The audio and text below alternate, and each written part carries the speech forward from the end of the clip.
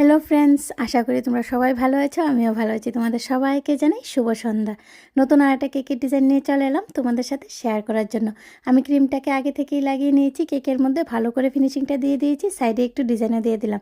সাইডে আমি একটা রেড কালারের রিবনও লাগিয়ে দিলাম, উপরে আমি রেড জেল দিয়ে একটু নাইফের সাহায্যে ডিজাইনটা করে দেবো।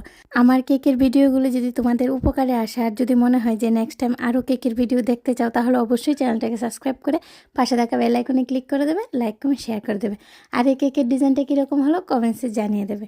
তা আমি এখন দেখো সাইডের বর্ডারটা আমি হালকা অরেঞ্জ কালারের মধ্যে দিয়েছি, উপরেও আমি সেমভাবে সেম নোজালের সাহায্যে ডিজাইনটা করে দিলাম। এখানে আমি নর্মাল রাউন্ড শেপ নোজালটা ইউজ করেছি। ডলগুলো আমি বানিয়ে দিলাম।